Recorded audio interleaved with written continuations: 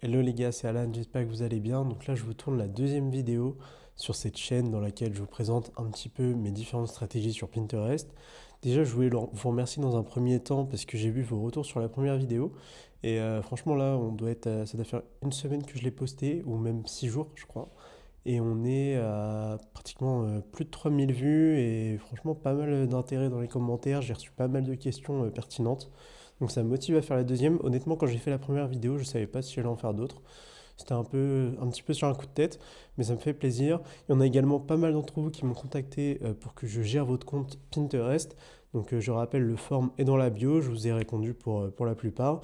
Et là, il y en a pour trois d'entre vous, il me semble. Il faut que je vérifie, mais il me semble que c'est trois.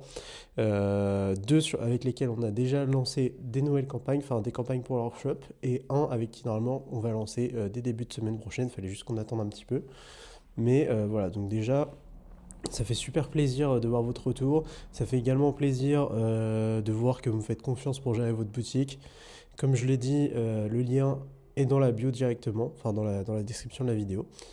N'hésitez pas si vous voulez lancer votre boutique sur Pinterest. Enfin bref les gars, on va passer directement à la vidéo. Donc ce que j'ai décidé de faire dans cette vidéo les gars, c'est vous montrer un petit peu les résultats que j'ai eu avec un client avec qui on a bossé pendant 4 mois. Malheureusement on a dû arrêter ce mois-ci, donc là début février, étant donné qu'il avait pas mal de petits problèmes avec sa boutique, etc. Mais je suis sûr que c'est un client avec qui je vais rebosser plus tard puisqu'il était très satisfait du travail qu'on a mis en place. Et vous allez le voir, ça lui a donné des très bons résultats. Donc avec ce client, on a actuellement réalisé plus de 200 000 euros de chiffre d'affaires sur Pinterest en 4 mois. Donc on a lancé tout fin septembre et on a arrêté du coup vers mi-février, vers mi-janvier, pardon. Sachant qu'en réalité, fin décembre, on avait vraiment déjà commencé à couper, donc en gros, une grosse partie de Q4.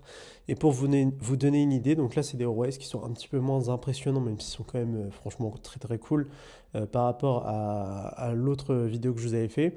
Mais là, pour vous donner une idée, on est sur 39 000 euros de dépensés, je vais vous montrer le dashboard juste après, pour 205 000 euros de chiffre d'affaires, donc un ROAS de 5,24, donc ce qui est quand même vraiment pas mal pour presque 40 000 euros de dépenses finalement. Garder un ROAS de plus de 5, c'est quand même très très propre.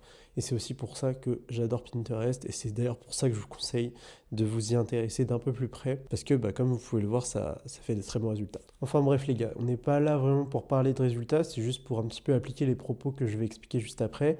Là, la stratégie que je voulais vous montrer, c'est un petit peu plus la stratégie de testing que moi je mets en place justement que j'ai mis en place sur ce shop et que je mets en place sur la plupart des shops avec qui je bosse, le type de campagne que je sélectionne, etc., etc. Comme ça, vous pouvez un petit peu mieux comprendre de votre côté. Également, je sais que j'ai reçu beaucoup de messages et dans les commentaires au niveau des créas pour que je vous fasse une vidéo. J'en ferai une autre. Là, pour le coup, ça ne va pas aborder ce sujet-là parce que sinon, ce serait beaucoup trop long et la vidéo durerait vraiment 1 heure et demie. Donc là, je fais cette vidéo pour vous expliquer déjà la stratégie de testing que j'ai mis en place et après, je vous ferai une autre vidéo à la limite sur les créas sur laquelle vous allez pouvoir justement vous inspirer pour pouvoir lancer vos campagnes ou quoi de votre côté si vous voulez, ou même juste un petit peu mieux comprendre la philosophie de la plateforme. Ok les gars, donc là on se retrouve directement sur le dashboard Pinterest.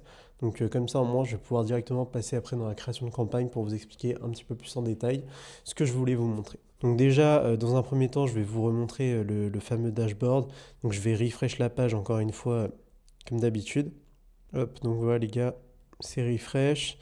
Et là, ce que je vais faire, c'est que je vais directement trier par les meilleurs ROS, puisque là, il y a toutes les campagnes. Et franchement, il me semble qu'il y a vraiment beaucoup de campagnes. Pour vous donner une idée, ouais, il y a 115 lignes. Donc en gros, il y a 115 campagnes qui ont été faites sur ce compte-là. Bon, ça, c'est lié à la stratégie un petit peu de scaling pardon, que je mets en avant. Mais voilà, en gros, c'était plus pour vous montrer les résultats avant de vous expliquer ce que j'avais fait. Donc là, vous voyez 39 000 et quelques euros de dépenses pour 5,24 d'ROAS, 205 000 de paiement final. Donc franchement, on est vraiment content des résultats. Et du coup, maintenant, je vais vous montrer un petit peu ce que ça donne directement dans la stratégie de testing. C'est parti. Donc voilà les gars, donc bien sûr, vous allez dans créer une campagne juste ici. Donc là, vous voyez, Pinterest vous propose directement des campagnes Performance Plus. Donc on peut se dire, ok, campagne Performance Plus, ça a l'air mieux de ce qu'ils nous disent en plus en tout cas. Le seul souci des campagnes Performance Plus, c'est que c'est des campagnes qui demandent beaucoup de créa. Donc c'est-à-dire qu'en gros, il vous faut, moi je vous conseille minimum entre 8 et 12 créas par campagne Performance Plus. Donc c'est bien, mais le problème c'est que au tout début, si vous testez un nouveau En fait, c'est bien quand vous savez quelle créa fonctionne sur Pinterest, si vous voulez. Mais quand vous ne savez pas encore ce qui fonctionne, c'est un peu mettre beaucoup de budget dans le vide sur des créas qui peuvent ne pas fonctionner ou alors qui peuvent fonctionner, mais en soi, on ne peut pas le savoir. Et donc pour ça, moi, ce que je vous conseille plutôt, c'est de, en fait, enlever cette optimisation-là pour passer sur des campagnes de conversion classiques, de ciblage classique. En gros, la Performance Plus, si vous voulez, pour aller un peu plus dans le détail, elle va totalement, c'est l'algorithme qui va totalement gérer les campagnes, vous n'avez pas d'intérêt ou quoi à mettre, alors que si on le désactive, on a des intérêts à mettre, etc. Donc ça, c'est juste pour que vous compreniez un petit peu mieux. Donc moi, ce que je vous conseille, la stratégie que j'ai mis en place du coup avec ce client, c'est qu'on est parti sur pas mal de créa photo, pas mal de créa vidéo, et après on partait justement sur des campagnes non performance plus, sur des campagnes classiques sur lesquelles on allait tester 2 à 3 créas par campagne, plutôt 3 créas par campagne, et une dizaine de campagnes dans ce style-là. Donc finalement, ça vous fait une dizaine de campagnes de conversion classiques, non en performance plus, pour justement tester un maximum de créa, voir quelle créa fonctionne le mieux. Et là, justement, les performances plus peuvent être utiles par la suite lorsqu'on va vouloir scaler tout ça. Mais là, dans un premier temps, on va vraiment s'intéresser à de la conversion classique. Donc voilà les gars, donc vous sélectionnez bien conversion, bon nom de la campagne, vous mettez le nom de votre produit, moi je vous conseille de mettre par exemple créa statique 1 ou créa vidéo 1, comme ça au moins vous vous repérez. Au niveau du budget, donc là ça va être très important, je sais que c'est une question que j'ai beaucoup et c'est aussi pour ça que Pinterest c'est pas mal. Ça va pas vous demander énormément de budget. Donc là la stratégie que j'utilise va vous demander de faire facilement une dizaine de campagnes, donc au final ça va vous revenir à un budget qui peut être élevé, mais là, après, si vous pouvez très bien le faire avec moins de créa. L'avantage en fait de tester beaucoup de créa comme ça, c'est qu'on part pas sur un testing, un mass testing de produits, mais on part un peu sur un mass testing de créa pour trouver justement les créas qui sortent du lot qu'on va pouvoir scaler. Donc au niveau du budget, si vous partez sur cette même stratégie, moi je vous conseille de partir à environ 10 euros par jour. Vous pouvez partir à 5 euros par jour si vraiment vous voulez pas dépenser beaucoup de budget. Mais franchement, 10 euros par jour, je trouve que c'est le mieux pour que ça puisse justement split un peu le budget dans les 3 créas, etc. Le problème, si vous mettez 5 euros, vous n'allez pas forcément avoir assez de recul sur des créas. Donc ça va être un petit peu bête. Donc ensuite, les gars, arrivez là. En fait, vous arrivez directement sur l'ad group, là où est-ce que vous allez faire directement tout votre paramétrage de créa et de ciblage, etc. Donc ici, très important, je vous conseille bien de mettre conversion sur optimisation et diffusion. Donc là, je suis parti du bas. De mettre conversion sur optimisation et diffusion. Regardez bien que vous êtes bien justement en paiement final, pas en ajout au panier, parce que là, pour le coup, sinon vous allez perdre vraiment beaucoup de conversion. Et là, pour l'enchère, vous pouvez bien laisser en performance plus bidding. Donc là, ici, c'est là que vous allez ajouter justement vos 3 créas. Donc là, vous pouvez directement créer vos 3 créas en mettant le titre, la description, le lien de destination. Je ne vais pas passer trop de temps là-dessus parce que je pourrais vous faire justement une vidéo beaucoup plus complète sur les créas pour vous expliquer aussi les titres qui fonctionnent le mieux, pour les liens de destination, ce qui est le plus optimal, etc. etc. Et même le style de créa en lui-même. C'est juste pour vous donner une petite idée pour que vous compreniez que c'est ici pour créer vos différentes annonces. Donc après, vous pouvez remonter et là, très important, c'est possible que vous soyez justement. Donc là, voilà. Normalement, vous allez arriver comme ça en fait. Vous allez arriver sur données de ciblage, ça va vous demander le pays, l'âge, et en fait, vous allez voir ici qu'il y a passé à la configuration manuelle. Donc très important de sélectionner passer à la configuration manuelle parce qu'en fait, le problème sinon, c'est que vous allez pas avoir assez d'options de ciblage et ça va être juste nul quoi. Donc passez bien à la configuration de manuel. Hop, et là, à partir de là, vous allez justement pouvoir cibler vos différentes informations, enfin cibler ce qui vous intéresse. Donc au niveau des genres, que ce soit les femmes, les hommes, etc. Bon, en général, sur Pinterest, on va plus cibler des femmes que des hommes.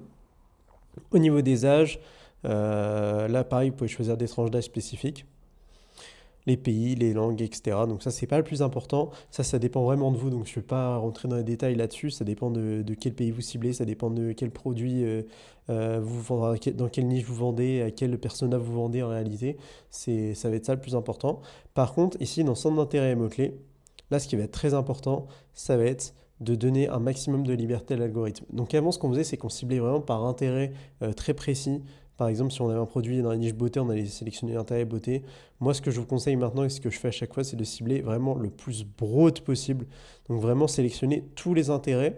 Alors sur Pinterest, sur Facebook par exemple, quand on cible broad, on va juste rien mettre, on va lancer comme ça. Sur Pinterest, il faut par contre vraiment cibler tous les intérêts, puisqu'en fait, si vous voulez, derrière, ça va nous permettre de récupérer la data et savoir quels intérêts fonctionnent le mieux.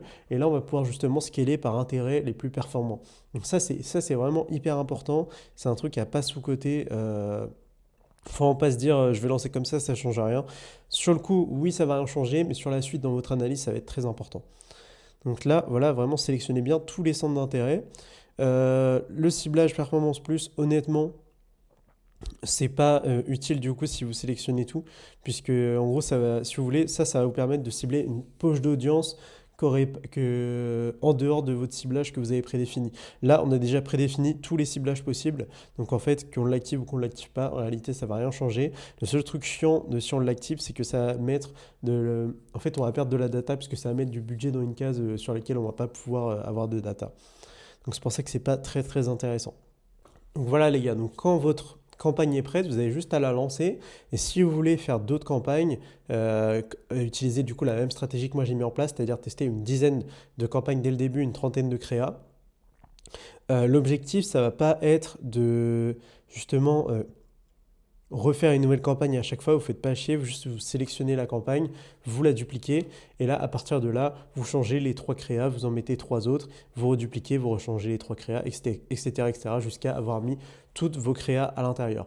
Hyper important par contre, ne mélangez jamais les photos et les vidéos, sinon ça peut vraiment réduire considérablement les résultats que vous allez avoir sur une campagne. En fait, ça peut complètement niquer les résultats de la campagne, donc c'est un peu bête. Donc voilà les gars. C'est tout pour la stratégie de testing. Honnêtement, c'était vraiment assez rapide, mais il n'y a pas grand-chose d'autre à dire puisqu'il y a quand même une grosse partie qui est sur les créas. Là, c'était vraiment la partie technique, mais la vraie partie en réalité va aussi se trouver sur les créas avec l'angle que vous allez avoir, l'offre que vous allez avoir qui va vraiment être très important. Et ça, pour le coup, on pourra le traiter dans une prochaine vidéo si ça vous intéresse. En tout cas, c'est à vous de me dire si ça vous intéresse, mais on peut carrément faire ça sans aucun problème. Ok les gars, en tout cas c'est tout pour cette vidéo. Merci de l'avoir regardé. N'hésitez pas à mettre un commentaire pour me donner votre avis directement sur la vidéo et également d'autres sujets de vidéo que vous aimeriez que je m'intéresse, que je traite tout simplement. Et également, comme je l'ai répété au début de la vidéo, je le redis encore une fois ici, si vous voulez que je gère votre shop sur Pinterest, si vous avez un shop qui tourne déjà bien, alors les gars, très important justement là-dessus, puisque j'ai eu des personnes qui m'ont contacté et qui en fait n'ont pas du tout de shop ou quoi, en fait m'ont plus contacté pour un coaching sur Pinterest. Alors je ne fais pas de coaching sur Pinterest. C'est pas quelque chose qui m'intéresse. En réalité, vous pouvez me contacter dans 2 cas. Soit vous avez un projet de marque ou alors vraiment un shop très abouti que vous voulez lancer sur Pinterest. Et dans ce cas-là, on peut voir pour que je le lance avec vous. Soit vous avez déjà un shop qui tourne très bien sur une autre plateforme ou alors en organique, sur Meta, sur Google et que vous voulez aussi lancer sur Pinterest. Dans ce cas-là, ça peut être aussi intéressant. Et là, je vous répondrai directement. Voilà, tout ça pour vous dire que si vous avez un shop qui fait 0 €, que vous avez 0 idée de produit, enfin vous n'avez pas de shop en fait tout simplement, ça ne sert à rien les gars de m'envoyer un message parce que ça va juste me faire perdre mon temps et même vous, vous allez perdre votre temps puisque je vais juste pas vous répondre. Donc voilà les gars, je vous souhaite une très bonne journée et en tout cas j'espère que vous avez kiffé la vidéo. Salut!